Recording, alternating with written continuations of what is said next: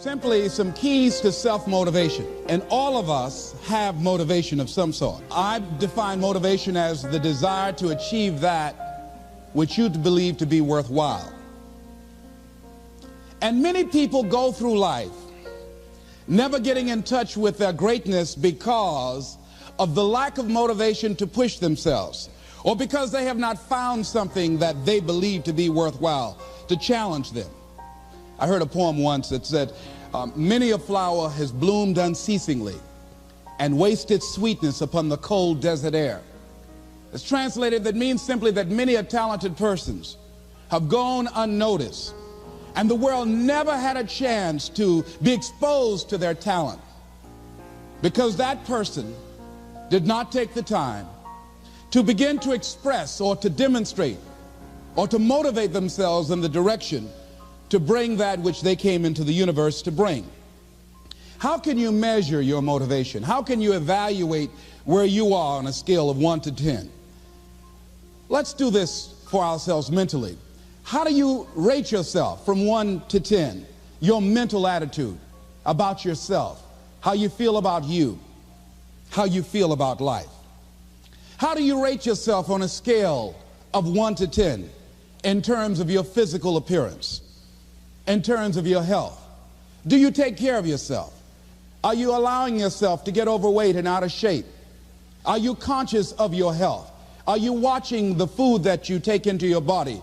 Do you make a deliberate effort to exercise? You know, it was George Burns. He said, we cannot help getting older, but we don't have to get old. And many of us get old before our time because we don't take time to take care of ourselves. Your environment is a very good indicator. On a scale of 1 to 10, is it what you want it to be? Do you find it desirable? Are you satisfied? The job or career that you're involved in. Someone said that 85% of the American public are unhappy with their jobs. Are you spending 8 hours a day just doing time? Doing something that you don't find challenging, that does not make you stretch mentally, that does not stimulate you, that does not inspire you. Something that you don't find a sense of fulfillment in it. If you're doing that day in and day out, it has to affect how you feel about yourself, your level of motivation. Your relationships. What kind of impact is it having on your life? Is it nourishing or is it a toxic relationship? Does it drain you or does it build you up? Ask yourself that. How motivated are you to do something about it? Your contribution, your actions. What are you giving? Many people will leave the universe without a trace. No one will know they were here. And in fact, under their name, we could put under there, not used up. Will anybody know that you came this way? What contribution are you giving? What will you leave? What will be different because you came this way? Someone once said that life is our gift to us that God has given us, and how we live our lives is our gift to God. What kind of gift are you formulating? Is this a gift that you like to take back and do something else before you turn it in? Think about that. What can we do? What are some of the keys that we can begin to use to motivate ourselves when our batteries run low? Because I don't care who you are, I don't care what you do, at some time you are going to get tired. At some time you're going to get in a rut. Seem like nothing you do works out right. And sometimes it just seems like you just don't have the wherewithal or the will to do anything. That sometimes you act like you're punch drunk. You're just wading through life, just doing time day in and day out, looking at non-discriminatory television, anything that's on, just looking. And depressed, feeling powerless, feeling useless, and bored. What do you do? How do you get yourself out of a rut? How do you, when you know you can do more than what you've been doing and you're not doing it and you're discontent with where you are, you get angry at yourself. How do you get out of that rut? How do you motivate yourself? One of the things that we must do is that we must be involved in working on achieving self-mastery. You must work on yourself continuously. Never be satisfied with yourself. Always know that as you invest the effort and time on you, that's the greatest ability that human beings have above animals. See, a dog can't be anything but a dog. Tree can't be anything but a tree. Human being, you've got unlimited potential. You can put effort on you, and by concentrating on you and developing you, you can transform your life wherever you are right now. So you want to work on yourself. You want to read books that inspire you and motivate you. You want to listen to tapes over and over and over again. And I suggest that you listen to tapes when you first get up in the morning. You want to control the spirit of your day. When you first wake up in the morning, your mind is operating at 10.5 wave cycles per second. That's when the subconscious mind is most impressionable. Whatever you hear in the first 20 minutes when you wake up, that will affect the spirit of your day. When you listen to tapes, listen with relaxed belief, believing that this can happen for you. And by listening to them, listen to them over and over and over again, and you will get a breakthrough. You can listen to the same tape for months, and all of a sudden you hear something you never heard before. It have a special meaning for you. Or read the same book over again, and you find some special insight. You said, I can't believe I didn't see that the first time. So you want to be involved in developing yourself. Most people won't do that. Most people won't take that kind of effort and invest that kind of energy in themselves, because they will fall prey to that conversation within. Oh, don't do that. You don't have time. You're too busy. You're too caught up in the rat race. Most people won't do that. Well, they won't take time to go to lectures. They won't take time to go to seminars. They won't take time to go to classes to improve themselves. And as you continue to work on yourself, you will begin to expand your vision of yourself. You'll begin to work towards self-mastery. And you will begin to see it reflect itself in all the dimensions of your life, your mental life, your physical life, your social life, in your relationships, your monetary life. So concentrate on developing yourself. Because if you don't, I guarantee you that you will make a settlement. And most people have. And most of us already have. What kind of settlement have you made with your life? You know, when we make settlements, out of court settlements, you've heard them. That means that you decided to take something less than what you originally wanted to get had you gone into court. And the reason that you settled outside of court is because you didn't believe that you can get it. So you made an out-of-court settlement. Many of us are making in-life settlement. We're settling for less than what we actually deserve. We don't feel good about it, but we make it work in our minds. We'll come up with some kind of excuse to make it all right. What kind of settlement have you made with your life? Many of us settle for less than what we want out of relationships because we don't have the courage to change them. I had a seminar I used to do called Are You Living Together or Dying Together? Many people are just dying together. Gladys Knight used to have a song that says, neither one of us want to be the first to say goodbye.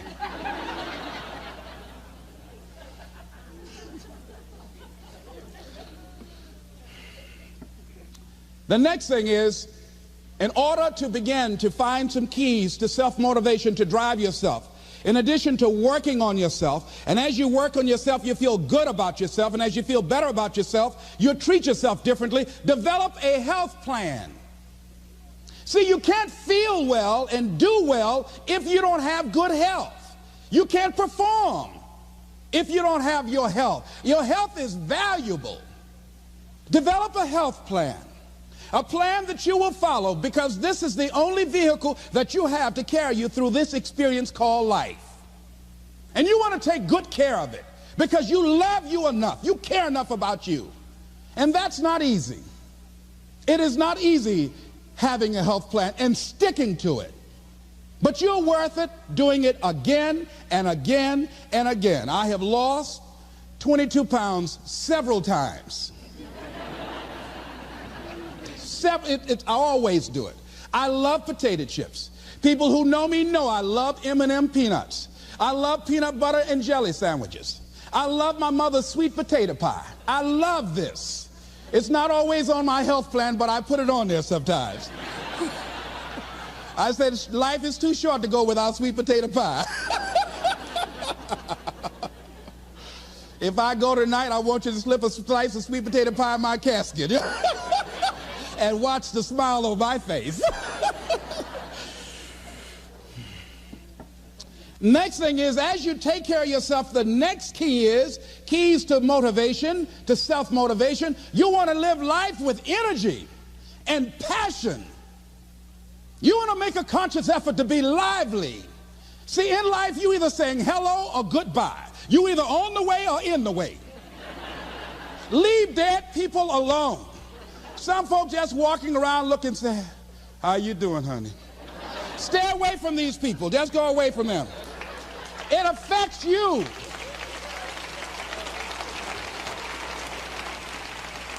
You want to smile.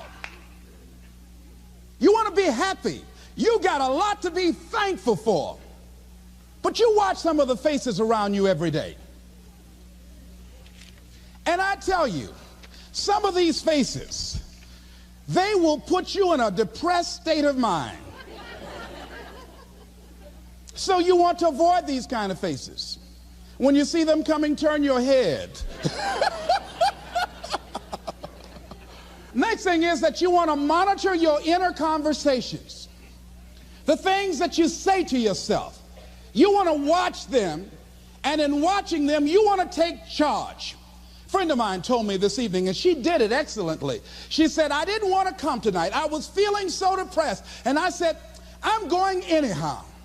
See, that was the conversation. Oh, you really don't feel like it. You really don't need to do it.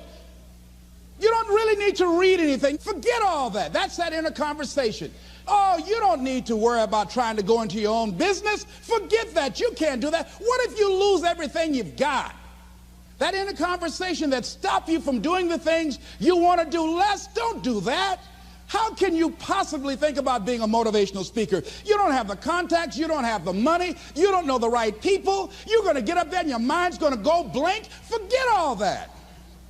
You remember that time you got up before some people and you panicked? You stood up and your mind sat down? Don't you remember? And I said, yes. And then I said, shut up. So you've got to learn to stand up to yourself inside yourself and short circuit, override that conversation that's always going on. 85% of what that conversation will tell you is negative. It's negative. It will tell you you're tired when you really are not tired. It will tell you you can't do it. It will fill you with fear. So you've got to watch that conversation. And when you find it going on, you've got to stand up to it and say, I'm going to do this anyhow. I'm afraid, but I'm afraid not to do it.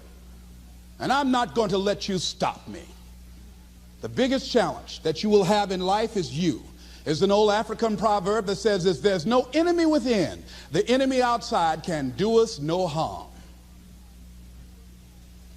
The next thing that is a key to self-motivation is that you've got to ask yourself, what do I want out of life? What do you want out of life? What do you want out of a job? What do you want out of a career? What do you want out of a relationship? What do you want? What gives you your life? How will you know when you got it? What will make you happy? You need to know. You need to start asking yourself some questions. What do I really, really, truly want? You need to be exact about that. Don't be vague. Oh, I just want to be happy. That's too vague. What will make you happy? How will you know when you got it? Zero in on it. Be exact. Be specific. And as you do that, that will stimulate that superconscious mind or the reticular activating system of your mind that will begin to find those things, to identify with it. And once you begin to determine that which you want, take the time to write it down. Don't just think about it. Write it down. That is a subjective process that engages the subconscious mind. Write it down. Once you write it down, read it 3 times a day, morning, noon, and night. Why is that important? Because what it will do, it will cause you to focus. It will cause you to concentrate. When that other conversation is going on telling you what you cannot do, telling you all of the impossibilities and all of the obstacles, your concentrating will begin to create a larger vision within yourself, and you'll start looking for and seeing some new opportunities. You start creating some openings for yourself. As you begin to read that every day, day in and day out, that will make you focus. That will discipline your thinking. And you'll get all kind of creative ideas. As I talk to you right now, being involved in this immersion process, you're going to create some openings for yourself. You're going to get some ideas. You're going to feel your adrenaline flowing, and you're going to think about something, some idea you had, and you say, I want to go back and I'm going to look at that again from a different vantage point, not from the level of the problem of the obstacles that I encountered, but from a higher vantage point. Because what you will begin to see and to know as I talk to the higher consciousness within you, that you are powerful, that you are a miracle worker. And that inner conversation has conditioned you to believe that you are not. And as you begin to discover the truth of who you are, whatever challenge that you're facing in life, and if you're living, you're facing some challenge, you'll begin to know that you're powerful and that you're a miracle maker. So as you begin to write down exactly what it is that you want, read it every day. The next thing is, see yourself there. How will you feel once you get there? What will the experience be like for you? What will be different? What kind of person do you have to become in order to get there? Visualize yourself there, living the experience. I remember when I ran for state representative in Columbus, Ohio, and I had a lot of people telling me, and you got to watch not only the conversation within, but the conversation without, telling me, Les, you can't possibly win. You can't do that. And I went down to the legislature, and I saw myself. I knew what I wanted. I saw myself in the chair. I pointed out the chair that I wanted. I used to go and sit up in the galleries and watch the legislative process. I used to go to the committee meetings and listen to legislation being introduced. I learned how to write legislation, how to amend legislation. I started thinking like a legislator, got up every day dressing, thinking like that, selling myself on it, seeing myself in the legislature. Mr. Speaker, I'm the gentleman from the 29th House District. I'd like to introduce a bill. I went in the legislature, walked around. I had the experience of it. And when I ran and won against overwhelming odds, they were shocked. I won the election even before it was held because I was living it in my mind. You want to see yourself beyond your circumstances. You got a challenge, see yourself beyond your challenge. See yourself with the challenge already resolved. And knowing that all is well, seeing yourself in control and in charge of your destiny, being healthy and happy. The next thing is, it is important in the area of motivating yourself, it's important to know why you're doing it. Because that mind will say, why bother? Why go through all this? This is too hard. No, throw in the towel. It's not worth it. Has it ever said that to you before? Here's how you can handle that. Here's how you override that. Write down 5 reasons why you deserve it. Why do you deserve what you want? Why you? Why do you deserve it? What meaning and value will it bring to your life? What's so different about you that you deserve your goal or this goal? And when you write down those 5 reasons, when you have some down moments, and you're going to have them, when that conversation starts talking to you, and it's going to talk to you, what you will do is you can pull that out and read it, and it will build you up. It will be your rod and your staff to comfort you through some challenging moments, because you're going to have some. Life will knock you between the eyes. It will catch you on the blind side, come out of nowhere, stuff you can't anticipate that will knock the wind out of you. You want to give up. That's why it's important for you to work on yourself, listening to tapes, building yourself up, talking to yourself with power, feeling, and conviction, building yourself up day in and day out, because it's coming. I guarantee you. Life is just waiting. Oh, he's doing good now, huh? Very good. I remember I had an experience. I was pursuing my dream. And that's why you have to work on yourself. You don't know what's going to happen. And I was telling people, I had this big rally I had to do. It was 5,000 people there. And I said, you must work on yourself. If you want a larger vision, you've got to empower yourself continuously, because life will catch you on the blind side. And after I finished my speech, I got a rousing standing ovation. And I went and called the young lady that I was dating at the time. I said, hey, guess what? I said, they love me. I got a standing ovation. And they were chanting, we want the motivator. We want the motivator. I said, listen, we want the motivator. Do you hear? She said, yes. Les, I need to talk to you. I said, well, wait a minute. You're talking about tough. I was getting off, and I'll be home soon. Les, I heard a voice in the background. Hurry up and tell him. Who's that? Les, you've been gone a lot, and there's somebody else. What? And they came in. Les, come on, Mr. Motivator. They want you back out there. Wait a minute, hold a minute. What'd you say? I'm sorry, there's someone else. And I heard the voice say, hang the phone up. Clump. I say, wait a minute. I say, hey, Motivator, come on. They want you. Can't you hear them cheering? I say, okay. I say, when you working on a larger vision, I say, you got to really work on yourself, because life will catch you on the blind side.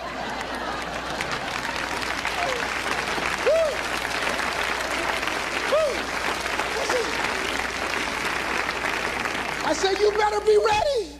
And you better make sure you want it, because it'll make you cry. And somebody said, the Spirit is on him. Thank you, thank you, thank you, thank you. I was talking till they started blinking the lights. They had to come pull me off, and I said, you got to have a larger vision. You make sure, wait a minute, you make sure you work on yourself. They said, come on, Mr. Brown, come on. Yeah. I went back to my hotel room, and loneliness and heartbreak was sitting on the bed, said, are you coming in now? Do you have your larger vision now? How's your positive attitude? Say, get on in here. Are you still breathing? Shut up. No, you want your gold? No, I don't want this gold now. Life will wear you out. You'll be saying, no, I can't, and no, I won't. You try to read it, can't see nothing through the tears. I went plundering through the drawers in this hotel trying to find a Gideon Bible, anything, you know. I said, somebody, anybody help me. Yahweh, Yahoo, anybody. Boy, I tell you, that's why you got to work on yourself. Because life will send you some curves you cannot anticipate. The next thing is that whatever you do, you want to develop technical mastery. You want to be the best at what you do. You want to master it. See, part of self-motivation is you've got to find something that gives you a strong sense of competence. Well, you become known for that. You develop a reputation of being good at doing that. You set some high personal standards for yourself. You're not competing with anybody else. You're just unfolding yourself to be the best person that you could be. That you want to give the best quality service that you can give, because that is a statement about who you are. The other thing that's the key to self-motivation is recognize the fact that you're going to get into some slumps. Recognize the fact that you're going to encounter a great deal of failure in life. It goes with the territory.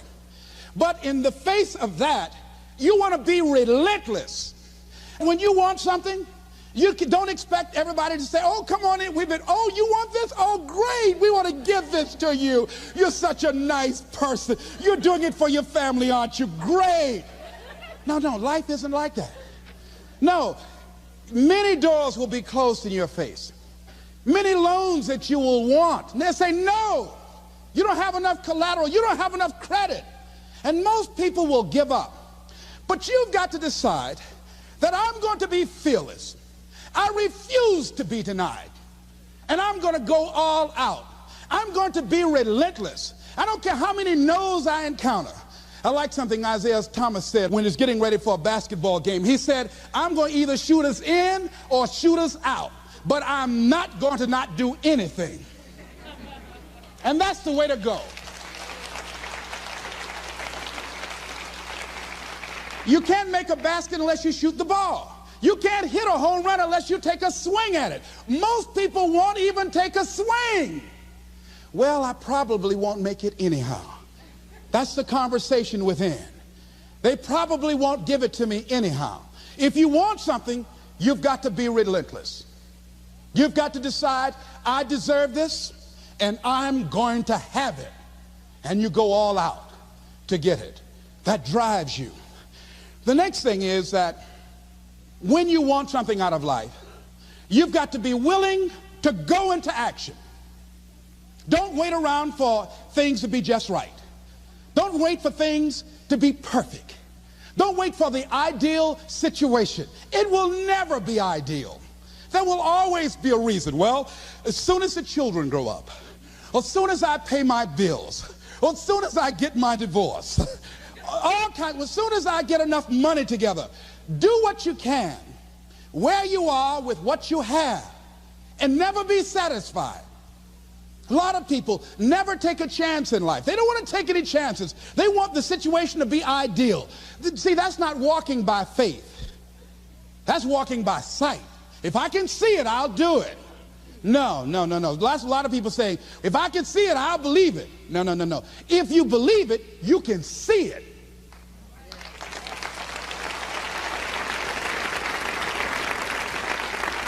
And don't be disturbed because no one else can see it.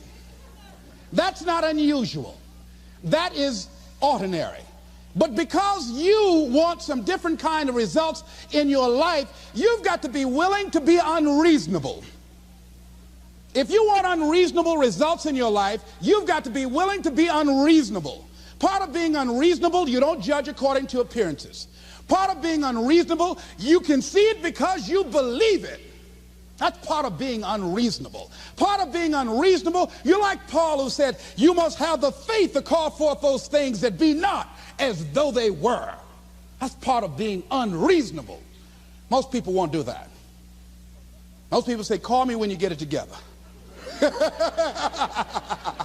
Then I'll support you. The other thing is that one of the keys to self-motivation that empowers you is that you want to find a cause larger than yourself. Find something that you can contribute to. Find something that you can make a difference because you can. Part of what feeds your larger vision, part of what gives you a reason for being, part of what gives you your life is being able to give something back. Say, I can't afford to give anything. You can't afford not to give. Give your time. Give your talent. If it's nothing, just to go over there and lick envelopes. I don't know exactly what I'm going to do, but I'm going over there. It's part of my tithing in the universe. Once you develop that special sense of mission, and that's what you develop when you're part of a larger cause than yourself, it drives you. You don't need an alarm clock to get up in the morning. You have special power. You'll go places and folk will like to be around you. They will know there's something different about you. When you go in, they'll say, hey, that's somebody important. I want to know who you are. I just want to be near you. That energy that you have, that consciousness that you will embody will affect everybody around you. The next thing is that you want to create a home court advantage for yourself. You've got to be aware of who you have around you. So you want to be selective. Have friends that will enable you to grow. I have friends that help me to grow spiritually. These are my spiritual friends. I talk spiritual stuff with them. I have some other friends who are just intellectual friends. They make me grow intellectually. They make me stretch. I have some professional friends. I'm a member of the National Speakers Association. I get together with other speakers and we learn from each other and we grow from each other. I have other friends who are just social friends. All we do is just socialize together. We'll look at a basketball game together or go out dancing, but that's all we can do. We don't talk anything serious, nothing spiritual, nothing intellectual. That's not that kind of relationship. Nothing heavy up in here. Have other friends, we walk together. That's all we can do, walk together. Talk about we're going to lose weight one day by and by for good, all right? That's all we do. Nothing else. So, according to the relationships that you develop, we grow from people and projects. And the relationships that you develop can enhance and can enrich your life, or they can drain you. I know many talented people who had a great deal of potential, but because they didn't surround themselves with other people that will inspire them to transcend themselves, they never realize their greatness, and they will end up going to their grave with all their good stuff still in them.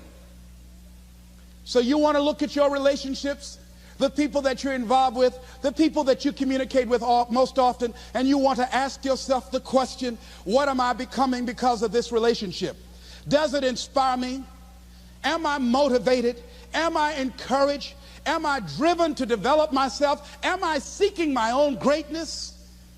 What kind of person am I becoming because of this relationship? Am I becoming more cynical and negative about life? Ask yourself that. The next thing is, you've got to say yes to your life. You've got to say yes. Yes to my dreams. Yes to me. Yes, I can make it. Yes, I can. Doesn't matter how many failures I've made. Doesn't matter how many mistakes I've endured. Doesn't matter about my defeats. Doesn't matter about what I've done. Yes, yes. I don't care about the fact I'm in a hole now. Doesn't matter about where I am. Yes, the last chapter to my life has not been written yet. If you judge me now, you'll judge me prematurely. I haven't exposed all my stuff yet. I'm still in the process of transforming my life. I'm still in the process of becoming.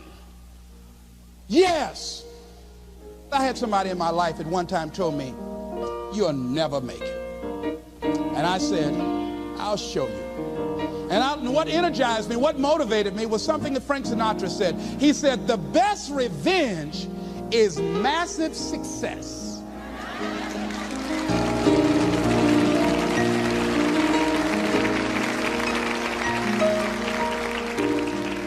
I'll show you.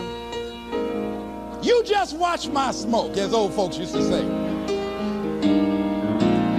So say yes.